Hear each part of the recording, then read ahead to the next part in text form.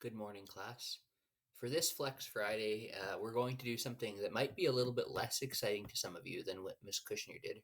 Her hair curling video looks awesome. I recommend you going to watch that.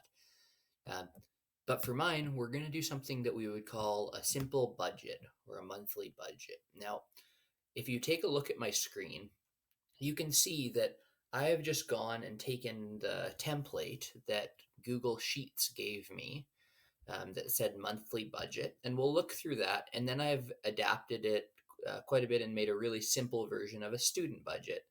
Because for most of you, a lot of these costs at this point are not actually costs you'll have or incomes you'll have. So the big thing to notice initially is that you're trying to see what your start balance is. That's how much you start with. What your end balance is. That's how much you end with. Through figuring out expenses, what you spend, and income. That's the money that you get. And the point of a budget, I should start out by emphasizing the point of a budget is just so that you're able to control your money rather than having your money control you. It's a tool that we get to use, but if we lose control over our spending and get heavily in debt through credit cards or lines of credit or that kind of stuff, suddenly our life gets a whole lot more stressful and difficult to manage. So, our goal is to have our expenses as less than our income. That way, we can save some money and make it so that we can even give to things we care about and stay afloat financially. So, we want our expenses to stay below our income, at least on the broad scale. Some months that won't be the case. Now, taking a look at this template, you can see they have set up a category of expenses with all these possible spots and income with all these possible spots. So, uh, in this case, the expense categories that are looked at are food, gifts, health or medical, home, transportation, personal, pets, utilities, travel, debt, and other possible categories. The income they have are savings, paycheck, bonus, interest, and others. Now, uh, these interest and bonus categories would not come up too often, but I suppose if you had investments, you could be earning interest on them. Most people would just be reinvesting those into their investments, though. Um, and it also left a starting balance of $1,000. I think I would put that as savings. If there was $1,000 initially, that was initially savings income. So they have $1,000 savings, paycheck of 1,450, and then the expenses would have to end up being less than that would be your hope. And they had an interesting setup that their transactions, they had a spot to keep track of what was coming in. So you could have where your rent was paid and what category that goes into. Perhaps you'd want to put you went out to get a donaire with your friend, and that cost. Should put the dollar sign 872. We'll put category or description donaires, category food, and we could go down and keep track of all of our expenses in that way.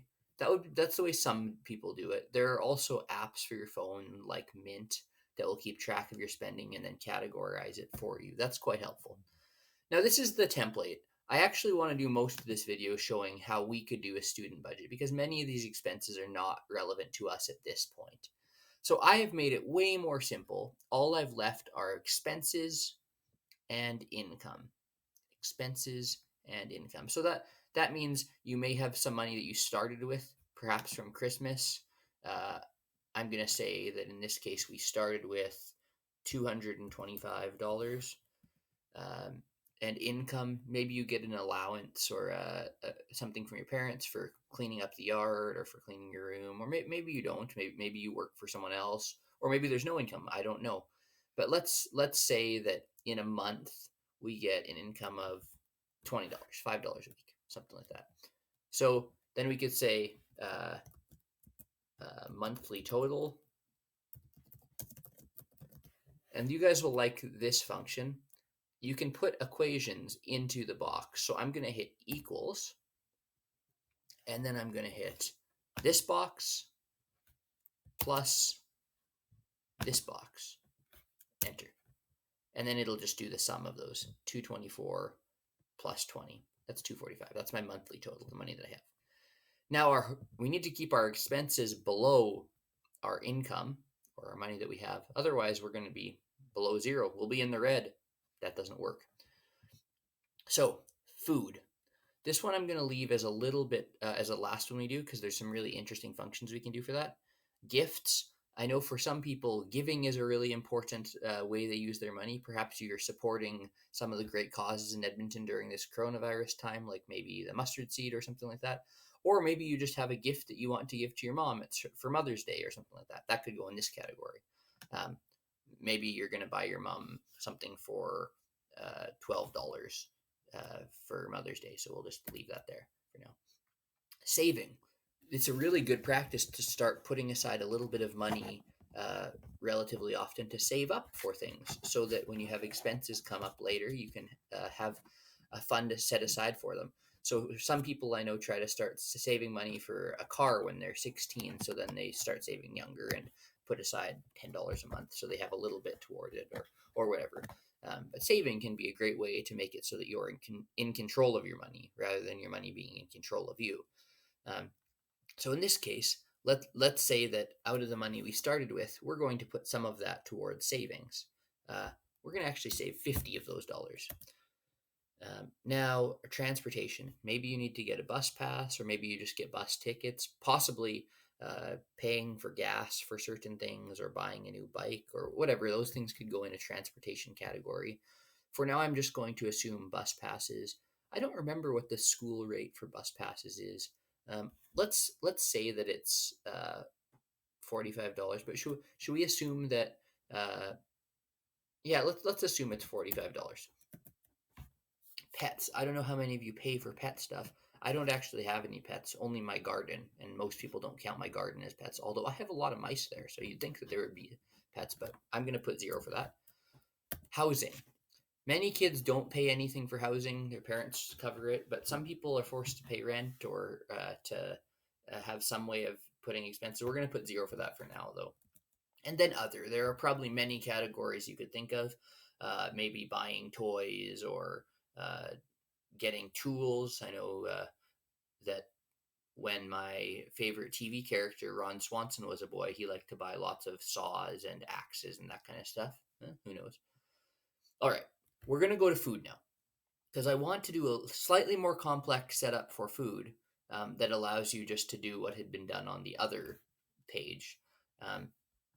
So I'm going to leave here as a category for where you can write what restaurant you went to. So I went to DQ and paid, I don't know, $5.63. And we went to McDonald's and paid $7.21, a burger and ice cream. And went to Aladdin, Donair and Shawarma, and paid $8.18. And probably one more restaurant, hey? Well, looks like I'm almost out of space, so maybe not one more restaurant. See if I can get through this. Groceries, maybe Sobeys, and spent $22.81. Now, you could add more of these in, but here's what I want to do. I want to make it so that our food is able to calculate all of those in. So I'm going to say sum of, and now I'm going to, we'll go sum from here, sorry, from B13 all the way to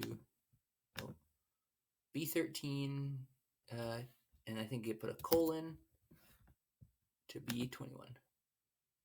Oh, it looks like I did that wrong, hey? That is the Excel setup.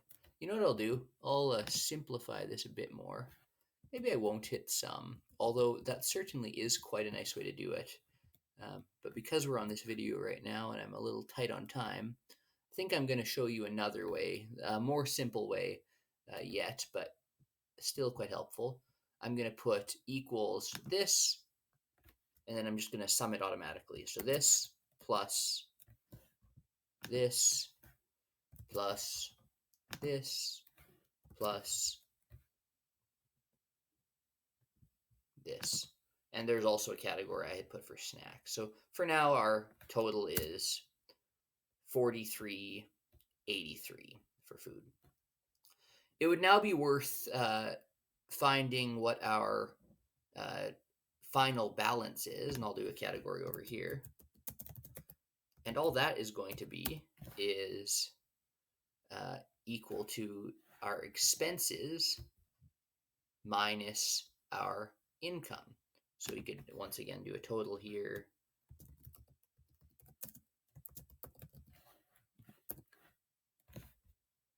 Equal to our food plus our gifts plus, so remember this is all the things that we had spent money on plus transportation, and then in this case plus pets and housing, although they were both 0. And I guess it would have also been plus other, but we didn't put anything there. And our final balance will be our income, or our money we have, minus, not plus, Mr. Boyce, minus our monthly total of expenses. And this will tell us what we're left with. Oh, come on, Mr. Boyce. There we go. Okay, and in that month, student budget, the person is left with $94.17, which is great, except they started with $225. So their amount went way down. Hopefully there's a bit of an income change if the expenses are that high, because otherwise this pool will be drained right away. Okay, so that's the idea of a budget. A budget is a way to manage the money that we have so that we can control it rather than it controlling us, and so that we're able to use the money for what we need to and want to, rather than being controlled by debt. All right, have a wonderful Friday. I'll talk to you guys at 11 o'clock.